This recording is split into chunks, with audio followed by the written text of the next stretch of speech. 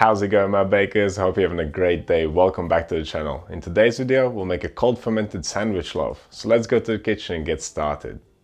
So here it is, a cold fermented, no-knead seeded pullman loaf, made with a scald and soaker hybrid. I will try to do this more often. After filming some principles of baking, I'll use those principles in a practical setting. This time I just threw everything in one loaf, but it worked out great. This bread has an amazing flavor, and it has a nice loose texture. It slices so easily, you can bite through it effortlessly. It's full of healthy whole grain goodness, nutritious seeds, and it's easy to make, so it has all the things going for it. All we need to do now is see how it's made.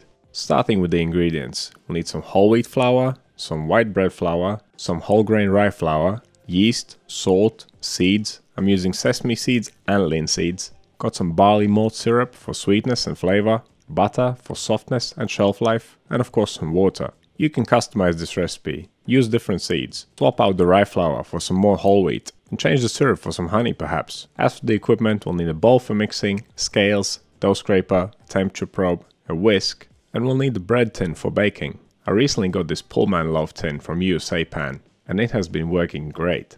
Of course, you don't need this specific pan. This dough will fit in any 2 pound or 900 gram tin, so use what you have. But if you are interested, you can find this pan in my Amazon shop link below. Okay, let's get to bread making. First things first, we're making a scald or yudane. And since it contains seeds, it's also a soaker. Because this is a no-knead dough, I thought it would be a good idea to add the butter and the syrup to the soaker. This will ensure that it's all distributed evenly. So in the bowl, we added the syrup, the butter, the seeds and the rye flour.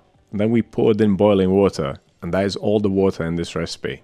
Now using a whisk, mix everything for around a minute. The soaker will get thicker as the rye flour and the seeds absorb the water. Of course, right now it's too hot to be used, and we need to cool it down. We have a couple of options. You could just leave it out on the table until it's cooled down completely. Or if you want to mix your bread sooner, you can do what I did, which is leaving it to cool down for a couple of hours on the table, and then popping it in the fridge until it's cooled down completely. Since this is a no-knead dough, we want the temperature of the soaker to drop down to around ambient temperature. You could even make the soaker one day ahead of time and just leave it out on the table. Here we can see that even after 2 hours it's still too warm. So I'll just pop it in the fridge for a while. And by the way, if you are not familiar with scalding and soaking, check out the Principles of Baking playlist. You'll find detailed videos about those there. Same goes for cold fermentation and the no-knead method. All the recipes on this channel are backed up by principles. Okay, so I've pulled the soaker out of the fridge. It's cooled down to around 24.5 degrees, which is perfect. As you can see, my kitchen's around 20 degrees, but I think the flour is slightly warmer.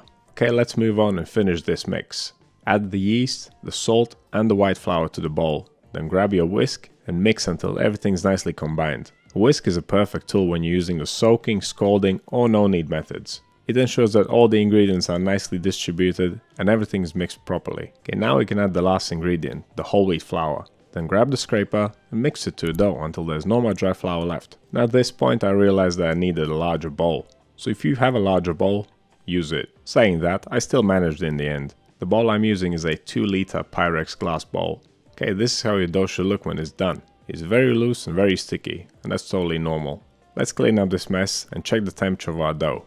Around 24 to 25 degrees Celsius is just about right for this, which is 75 to 77 Fahrenheit. If your dough is warmer, you can shorten the intervals between folds. If it is cooler, you can leave it out for half an hour before refrigerating it. But if it's correct, pop it in the fridge and leave it to chill down for 30 minutes. Since we are not kneading this dough, we need to fold it. So take it out of the fridge, dust it with some flour because it's still sticky, pop it out on the table with the floured side down, dust it with some more flour if need be, then flatten it, start folding the edge over the middle whilst going around in a circle. Once you reach the point where you started, flip it upside down again, tighten it against the table and pop it back into the bowl. We are trying to build some tension in the gluten structure. Saying that, this will not be a very glutinous dough. All the seeds, the rye flour and the whole wheat flour, they ensure that the gluten strands in this dough are very short. That's why a bread like this is best made in a loaf tin. And all of those things are by no means negative. I'm just telling you what's going on. Okay, let's pop this bad boy back in the fridge for another 30 minutes of chilling. One fold is not enough, so take it out, fold it one more time. And it's exactly the same as earlier. After the second fold, we'll chill it down once again, and then we will take it out and give it one more fold. Let's talk about the choice of flour for a second. If you want a more glutinous dough, you can swap the rye flour for white flour or whole wheat flour. You can change the ratio of whole wheat to white in the main dough. You can use less whole wheat, more white, and decrease the amount of water slightly, and you will end up with a lighter and bouncier loaf. I was aiming for a slightly dense loaf, that's why I didn't use that much white flour. I will leave all the adjustments up to you. Okay, I'm performing the last fold right now. It's slightly different, more gentle I would say.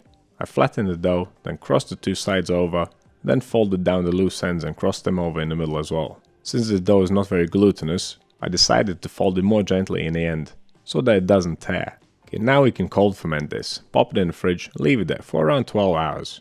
And just look at that, it has puffed up beautifully. The main benefit from long cold bulk fermentation is really great flavor development. Okay, let's move on. First, we need to pre-shape this dough. The pre-shaping step will ensure that the dough is a little bit tighter, because it's very loose from sitting in the fridge all night. The gluten had enough time to relax completely. The pre-shaping will look exactly the same as the final fold that we did last night. Dust the dough with flour, tip it out on the table, flatten it out, cross the two sides over in the middle, and then cross over the other two sides. Cover it and leave it to rest for 30 minutes. Now it's final shaping time. Again, dust your dough lightly with flour, release it from the table, flip it upside down, flatten it gently, and this time simply roll it up.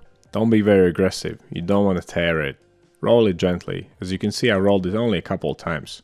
Once you get to the bottom, pinch the seam together. And that's it done. It's ready for the final proof. Place it in a greased baking tin. Although my bread tin is brand new and it's supposed to be high quality, I do not trust any bread tins anymore. So I'll be greasing all my tins with butter from now on. You can of course use oil instead, or you could line it with some non-stick paper. Or whatever you do. Cover your dough and leave it to ferment.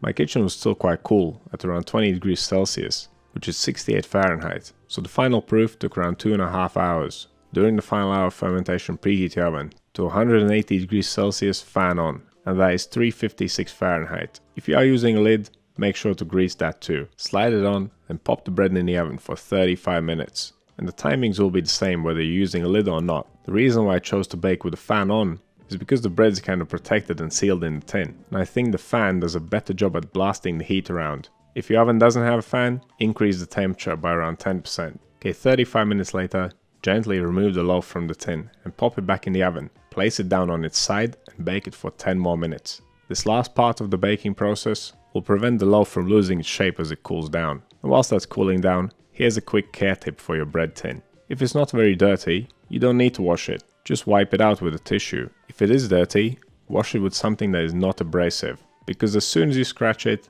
the bread will start sticking to it. And there you have it. That's a seeded, cold fermented whole grain pullman loaf, made with a soaker, a scald, and no kneading. It was pretty fun to throw all these methods into one loaf, and I'm very happy with the result. As always, the principles of baking are far more valuable than recipes. I guess the main reason for making this video is just to show you what's possible. That's what the Principles of Baking playlist is all about. Once you learn about how things work, you can start creating your own recipes. Or you can tweak other recipes. Understanding the principles opens up a whole new world of baking. So make sure you check out that playlist. It'll change your baking game forever. So what do you think of this recipe? And which of these techniques have you used? Let me know down in the comments. If you want to see more videos like this one, click over here. Subscribe to the channel, click right here. That's all I have for you today.